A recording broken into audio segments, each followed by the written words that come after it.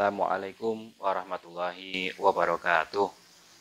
Alhamdulillah wassalatu wassalamu ala Rasulillah Sayyidina Muhammad ibni Abdillah wa ala alihi wa sahbihi wa mawala amma ba'du.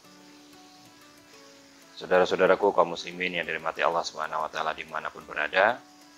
Pada kesempatan kali ini saya akan membahas tentang adab dan kesunahan dalam berwudu. Akan tetapi, sebelum saya melanjutkan dalam pembahasan, saya akan menyampaikan kenapa saya membahas tentang adab dan kesunahan dalam berwudu. Yang pertama yaitu berdasarkan hadis Nabi Muhammad SAW yang berbunyi, "Man tawaddo'a fa ahsanal wudu'a, kharajat khotoyahu min jasadihi hatta takhruja min atfarihi." Hadis riwayat Muslim ini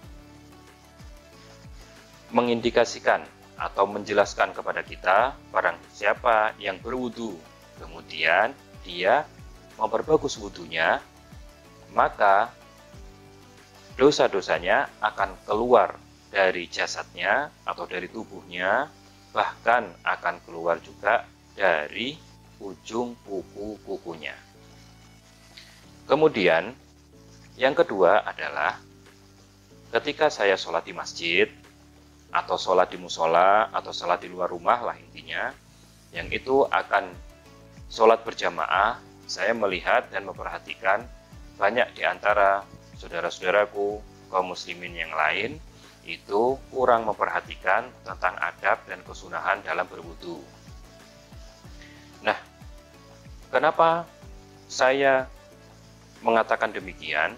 Karena mereka mengerjakan wudu karena mungkin tidak pernah belajar atau tidak tahu. Nah, maka saya melihat mereka ketika berwudu kurang memperhatikan adab dan kesunahannya. Nah, maka pada kesempatan kali ini saya akan membahas hal tersebut, yaitu secara simpel saja. Karena apa? Kesunahan dan adab dalam berwudu itu sangat banyak sekali dan tidak akan cukup jika saya mengkajinya atau membahasnya dalam satu sesi saja. Nah, yang pertama, apa kesunahan dan adab ketika berwudu? Sebelum kita berwudu, kita disunahkan untuk bersiap-siap dahulu. Bersiap-siap seperti buang air, baik air kecil ataupun air besar. Agar apa? Kita tidak menahan air kencing dan air besar ketika sholat. Nah, kemudian ketika kita sudah selesai, kita dianjurkan oleh para ulama untuk tidak berwudu di dalam kamar mandi. Nah, ini hanya anjuran ya, hanya anjuran. Jika tidak mempunyai tempat, jika tidak mempunyai tempat untuk berwudu di selain kamar mandi, maka tidak apa-apa dia berwudu di dalam kamar mandi.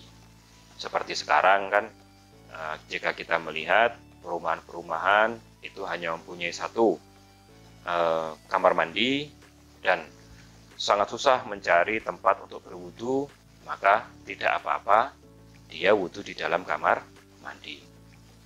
Nah, selanjutnya yang kedua, yaitu berwudu dengan menghadap kiblat.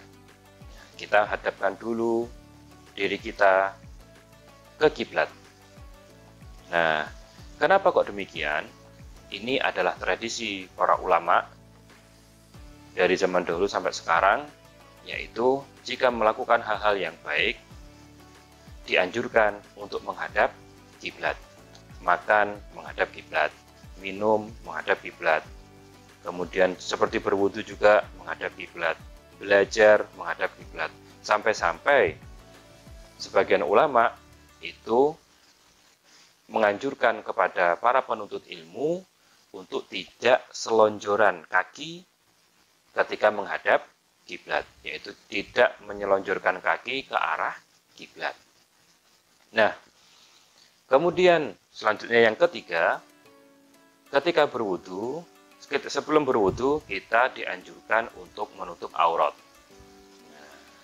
Seketika berwudu, kita sebelum berwudu yaitu menutup aurat. Maka ketika kita buang air, ya sebelum berwudu buang air, kadang sebagian dari kita itu tidak mau memakai pakaiannya terlebih dahulu. Kemudian dia setelah bersih-bersih langsung berwudu dalam kamar mandi, baru dia memakai pakaiannya. Nah, seperti itu ya.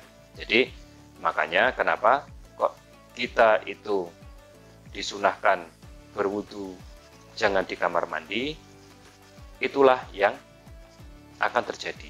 Yaitu kita kurang beradab ketika bersih-bersih.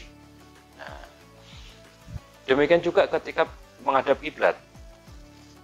Sekarang misalkan ada permasalahan nih, baik mana menghadap kiblat tapi di dalam kamar mandi, atau tidak menghadap kiblat tapi wudhunya di luar kamar mandi, yaitu wudhunya di tempat wudhu. Maka jika terjadi hal demikian, saya secara pribadi itu berpendapat bahwasanya lebih baik dia wudhu di luar kamar mandi walaupun tidak sanggup menghadap kiblat. Kenapa? Karena di dalam kamar mandi resiko untuk was-was ya, resiko untuk was-was itu besar. Kesempatan untuk was-was itu sangat terbuka lebar. Jadi lebih baik dia wudhu di luar kamar mandi. Otomatis dia pasti akan menutup auratnya. Kemudian berhati-hati, dia juga bisa mengucapkan basmalah sebelum berwudhu. Nah, kemudian selanjutnya, sebelum berwudu disunahkan untuk mengucapkan ta'awud dan basmalah. A'udzubillahi minasyaitonirrajim. Bismillahirrahmanirrahim. Kemudian, jika itu merasa kepanjangan, maka cukup dengan ucapan bismillah saja. Nah, jika kita wudu di dalam kamar mandi, maka mengucapkannya itu di dalam hati. Berdasarkan hadis Nabi Muhammad SAW, beliau bersabda, la wudu'a liman lam yadhkurismallahi alaihi. Seseorang tidak bisa dikatakan berwudu jika dia tidak menyebut nama Allah sebelum berwudu. Nah, maksudnya begini, ini bukan berarti tidak sah, tidak. Akan tetapi hadis ini ulama menafsirkan yaitu sunnah bagi seorang muslim jika ingin berwudu, dia mengucapkan basmalah. Bahkan ulama menambahkan dengan ta'awud, yaitu a'udzubillahi minasyaitonirrajim, bismillahirrahmanirrahim. Nah, kemudian setelah itu kita disunahkan membasuh tangan. Nah, tapi sebelum membasuh kita posisikan ya.